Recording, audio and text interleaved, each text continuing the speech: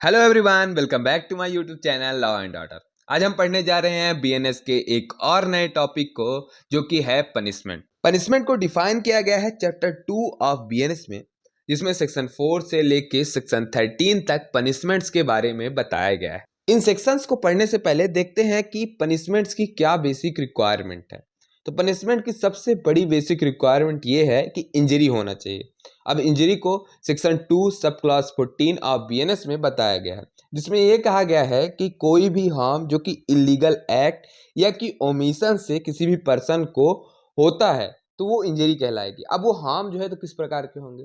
वो हार्म जो है तो इन बॉडी हो सकता है, माइंड में हो सकता है, रेपुटेशन में हो सकता है, या कि प्रॉपर्टी में हो सकता है। तो वो सारे एक्ट जो हैं तो इंजरी की कैटेगरी में आएंगे और वो सारे पनिशेबल होंगे। अब आते हैं थ्योरीज ऑफ पनिशमेंट में। पनिशमेंट की मेनली जो है तो 4 थ्योरीज हैं।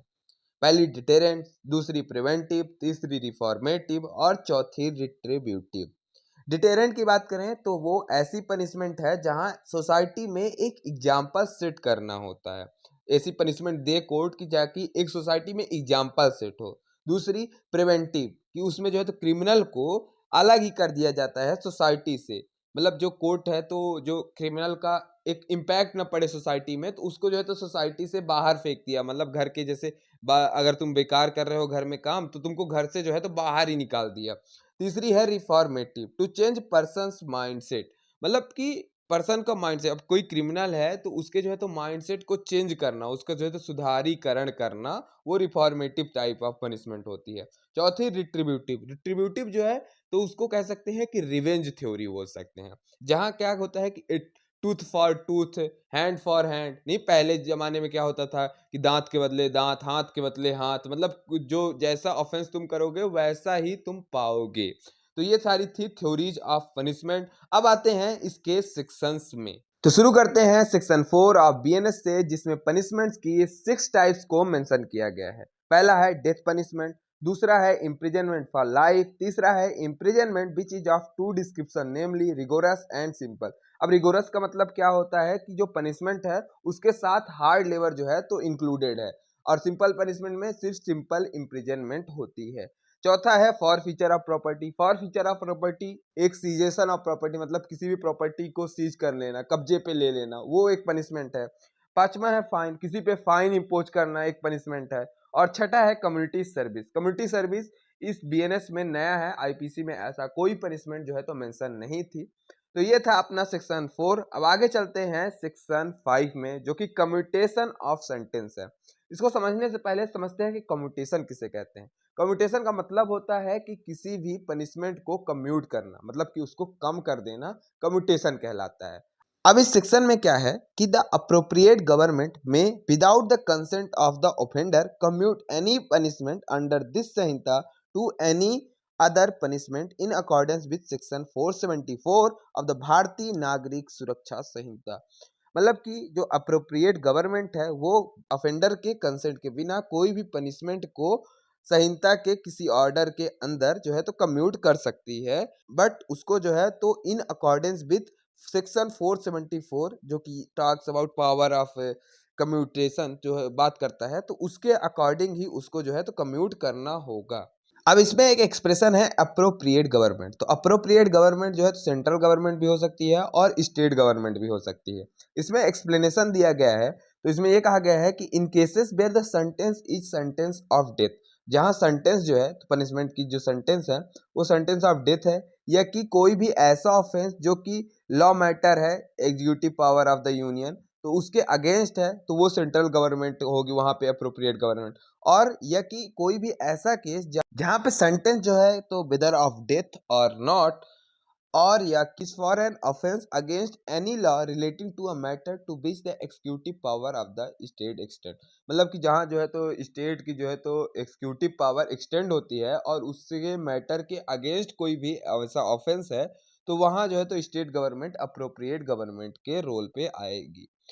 अब आगे बढ़ते हैं और देखते हैं सेक्शन 6 और सेक्शन 7। सेक्शन 6 बात करता है कि जो इम्प्रिजनमेंट ऑफ लाइफ है वो इक्विवेलेंट रहेगी इम्प्रिजनमेंट फॉर 20 ईयर्स। और सेक्शन 7 ये बात करता है कि कुछ सर्टेन केसेस ऑफ इम्प्रिजनमेंट में जो पनिशमेंट होगी वो रिगोरस होगी या कि सिंपल होगी, ये कोर्ट के ऊपर डिसाइड होगा कि उस पनिशमेंट का क्या नेचर होगा, वो होली रिगोरस होगी या कि सिंपल होगी या कि पार्सली रिगोरस होगी या कि पार्सली सिंपल होगी।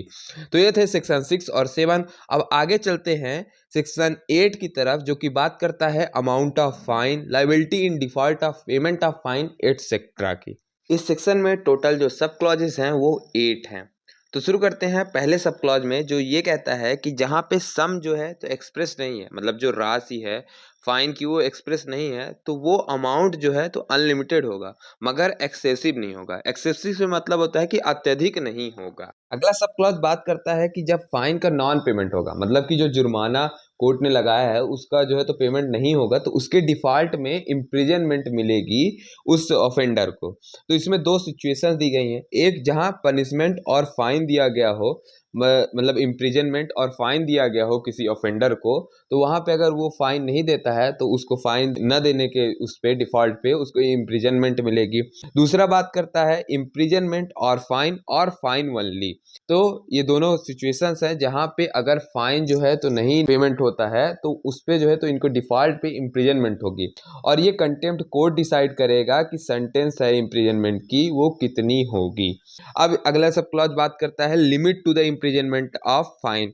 इसमें ये कहता है कि जो फाइन के नॉन पेमेंट में जो इम्प्रिजनमेंट होगी वो 1/4 ऑफ द मैक्सिमम पनिशमेंट। वो उस ऑफेंस में अगर मैक्सिमम पनिशमेंट मान लीजिए अगर कोई हर्ट करता है तो उस पर मैक्सिमम पनिशमेंट 10 ईयर्स की है, तो उसके 1/4 की जो है तो पनिशमेंट उसको नॉन पेमेंट ऑफ फाइन पे मिलेगी।